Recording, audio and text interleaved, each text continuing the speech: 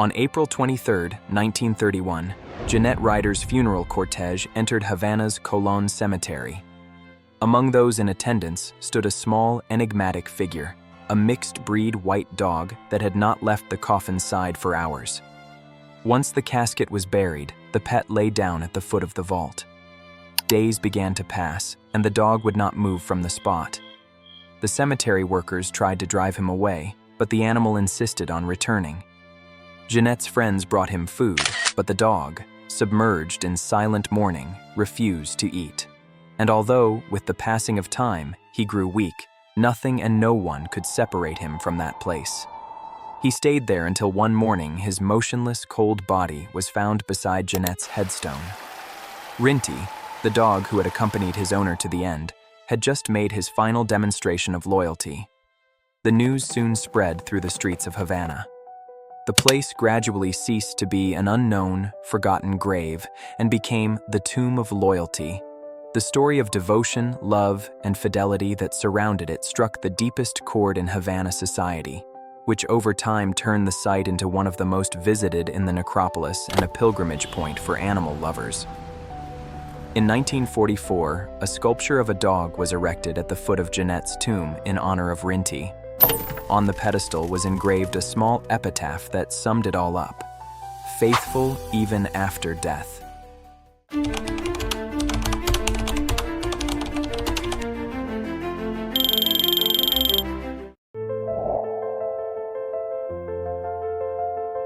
Jeannette Ryder was an American citizen born in Wisconsin who had arrived in Cuba shortly before 1905. She had not come seeking fortune or rest. She had come driven by a need others considered useless, to protect the defenseless. In an era when horses were beaten in the streets and orphaned children slept under arcades, Ryder devoted her life to building a network of aid.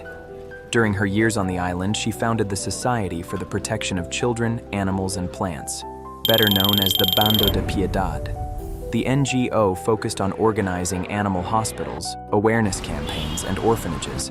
But amid all that chaos, she found calm in her little Rinti. No one remembers exactly when he came into her care. Some say he was rescued from a pound, others that he was given to her as a token of gratitude for her work. The truth is that Rinti and Jeannette became inseparable. On walks along the Paseo del Prado, during long days of paperwork, in the silence of her house in El Vedado, he was always there, attentive, quiet, steadfast, and the city knew him. He was called the dog of the Lady of the Bando de Piedad by those who already knew them. In the cafes of Neptuno, in charity offices, at the doors of the courts, Rinti was known as an unarmed sentinel. He would sit beside her in the square, wait for her outside the markets, and sleep at the foot of her bed. Anyone who saw them understood without words that there was something between them that required no explanation. But in 1931, Jeannette's health began to decline. She was not old, but years of exposure, unceasing effort, and loneliness had worn her down. Cuba was no longer the same island she had found. The city vibrated with political tensions, changes of government, and a population beginning to forget those who gave everything without asking for anything in return. Still, she kept working until her last breath. On the day of her death, April 23, 1931, there were no official speeches or press headlines. Only a small group of collaborators, a modest coffin, and a plot assigned in Colón cemetery. In the north section of the necropolis, among mausoleums and marble angels, a simple grave was dug. There would lie the woman who had given her life for those who could not speak. And there began Rinti's vigil. When the body was buried, Rinti did not move. Witnesses say he howled, but without despair, as if he knew something definitive had happened but could not name it. For entire days, the dog remained lying on the grave. He rejected food, ignored strangers, endured rain and sun motionless. The gravediggers tried to remove him. The administration asked that he be taken away, but he returned, always. At first, the story was only a whisper among cemetery workers. Then it became the corridor talk around Calzada de Infanta, until it reached the ears of Jeannette's former colleagues. Some returned to the Pantheon just to see for themselves. And there was Rinti, lying down, thin, calm, waiting. A gardener described him years later as a statue with a heart. He did not bark. He did not bother anyone. He did not ask. He simply remained. For weeks, months. And with each passing day, his body grew more fragile, yet his presence more powerful. As if by staying, he were completing something that death had not been able to break. The city then reacted. The small animal who had been the companion of a woman invisible to official history began to become a symbol. Rinti's story reached the local press, the pamphlets of Bando de Piedad sympathizers, and the conversations of those who still remembered Jeannette as the woman who defended animals when everyone else laughed at her cause. And meanwhile, he remained there, day after day. Until one November dawn, the gravedigger found him motionless, breathless, on the grave. He died as he had lived, faithful, without spectacle, without witnesses, asking for nothing, simply remaining.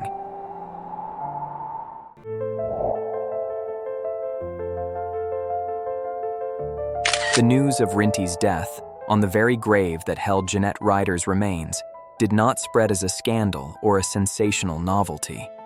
It was more a whisper that slipped through the cracks of the city, from the cemetery offices to the porticos of the Paseo del Prado, from the courtyards of old houses to veterinary clinics. It confirmed something everyone knew, but nobody dared say out loud, that animal's love was not a metaphor. It was a certainty, that he had died of loyalty. At first, the story was passed along by word of mouth. There were no cameras. There were no social networks. Only the accounts of gravediggers, cemetery visitors, and Jeannette's former colleagues who still wandered the city like shadows. But as the days went by, something began to change. The tomb where the bodies rested, hers buried in the earth, his, carefully removed by the staff, began to receive flowers, then candles, later, poems, small portraits, letters. And then came the proposal. A group of founding members of the Bando de Piedad, already in decline after Jeannette's death, asked the administration of Colón Cemetery for permission to erect a small sculpture on the headstone. Something simple, nothing ostentatious, but firm, that would speak not only of her, but of him as well. A dog carved in stone, lying down as they had found him, silent as he had lived, waiting. It was not an easy process. There were bureaucratic obstacles, objections about the use of space, uncomfortable questions about whether it was appropriate to honor an animal in a place considered sacred and reserved for human memory. But the voices in favor prevailed, because no one could deny that Rinti had done something few humans would do: remain without conditions, without contracts, without applause. The statue was commissioned from a local sculptor whose name was not officially recorded. Urban legend says he was a student at the San Alejandro Academy who, after learning the story, offered to carve it pro bono. The fact is that months later, Jeannette Ryder's grave began to stand out for something peculiar. A white bas-relief showing the figure of a dog lying down. Not standing, not heroic, just lying there, serene, as if he were still waiting. The city's gaze began to change. What had been one more grave became a destination. Children begged their parents to take them to see the sleeping little dog. The florists at the cemetery entrance, who previously sold bouquets for the graves of statesmen and generals, began preparing small arrangements just for him. Informally, a silent rite was established. Whoever passed the tomb would touch the dog's stone back, close their eyes, and hold a few seconds of silence. It was not a prayer. It was something more intimate. An act of respect. Meanwhile, Jeannette Ryder's name began to be reborn.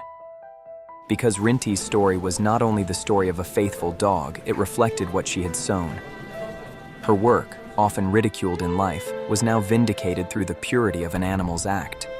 It was as if Rinti's death finally made visible what the city had ignored for decades, that this woman had taught people to care when caring was not the custom, and that her dog, by staying, had delivered the final testimony of what she represented: Local newspapers began to pick up the tale, first in small notes in the culture sections, then in Sunday columns by writers who had grown up with her figure as an urban legend.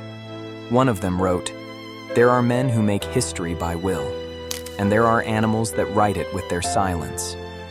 Rinti was not a symbol because someone decreed it. He was a symbol because he chose not to move. In Havana primary schools, some teachers began including the story in moral values lessons. At universities, art history students started visiting the sculpture as a case study. Colón Cemetery, until then known for its neoclassical architecture, now had a new source of pride. The most visited grave was not that of a military man or a politician. It was that of a philanthropic woman and her dog. Even abroad, echoes began to be heard. Exiled Cuban writers mentioned Rinti in their chronicles. Latin American journalists visiting the island for other reasons happened upon the grave by chance and wrote about it. Thus, slowly, Rinti crossed borders. He became part of that Cuba that does not appear in tourist brochures, but lives in the skin of its people.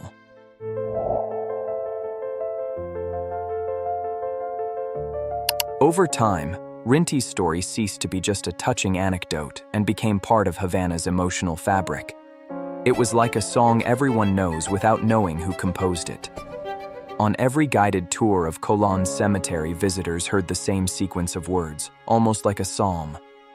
And here, in the north section, beside a simple white headstone, lies the lady who loved animals and the dog who waited for her until he died. But as the city repeated it, the story began to change. Not in the facts, which were simple and solid, but in how people felt it. Each generation rewrites emotions, and Rinti, without intending to, without moving from his eternal place, began to mean many things at once. For some, he was a symbol of absolute love. For others, of abandonment overcome by hope. For many children, the first encounter with the idea that animals can feel like us, suffer like us, love like us. And there were those who saw in him something deeper, a mirror of the silent loyalty that is sometimes scorned in humans and admired only when it comes from a dog. Thus the myths began. Some claimed Rinti appeared at night by the grave, walking in circles as if he still watched over Jeannette's peace. Others said that those who left a toy at the foot of the sculpture and made a sincere wish about love would see it come true in a few weeks. There were stories of women who touched the sculpted head of the dog seeking comfort after an abandonment, and of sick children who, after visiting the grave, slept better. They were stories, without proof, without authors, but they were believed. Gradually, visiting Rinti's grave became a ritual. On World Animal Day, every October 4th, small groups of students, activists, animal lovers, and curious onlookers gathered at the tomb to leave flowers, kibble, drawings. Some read poems. Plays were staged. A short animated film circulated in independent festivals. Even a traveling sculpture, an exact replica of the original bas-relief, was shown in exhibitions about animal memory in Bogotá, Santiago, and Mexico City. And despite everything, the grave remained the same, clean, white, silent, with its dog lying on the stone, because nobody wanted to turn it into an official monument. No one proposed elevating it. No one asked to change its essence. They knew that the sacred does not always need ornament, that there are stories that weigh more for what they keep silent than for what they proclaim.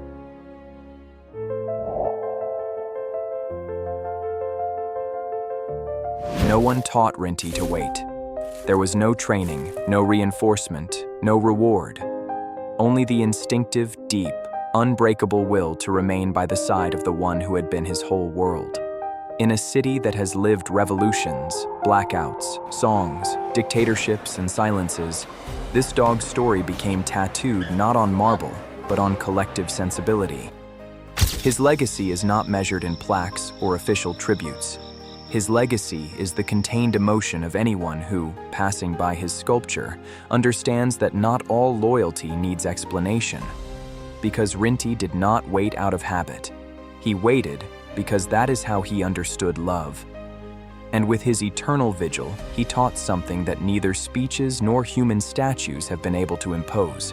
that there are bonds that ask for no reasons, that there are presences that do not leave even when the door is closed, that grief, when accompanied by tenderness, is not a form of punishment. Rinti did not die a martyr. He died in peace, fulfilling a promise that was never spoken. Jeannette Ryder, that woman invisible to official history, was finally heard through her dog. And there is no more powerful paradox than that. It was Rinti who gave voice to his owner's legacy. Years after the Bando de Piedad dissolved and its achievements were swept away by political routine, her work was resurrected not in archives, but in an animal's heart. What she planted in life, Rinti safeguarded in death. Rinti is not a monument. He is a reminder. In a world where loyalty is confused with weakness, where commitment seems a value in extinction, his reclining figure forces us to stop, to ask ourselves, for whom would we be willing to wait without a date? How long could we endure in the name of a bond? And how often do we forget that love, in its purest form, needs no return? His story is more than an emotional anecdote. It is an act of resistance against oblivion. In a cemetery full of heroes, martyrs, illustrious surnames, and marble mausoleums, the most human gesture was left by a dog, a small body with drooping ears that decided to stay when everyone else had gone. Today, Rinti's grave does not appear on official tourist maps, but every Havana knows how to get there, and each visit is an intimate, almost secret act. People leave unnamed flowers, old toys, ceramic bones, even small notes. On one of them, handwritten and sun-crinkled, someone left this message. To you, who asked for nothing.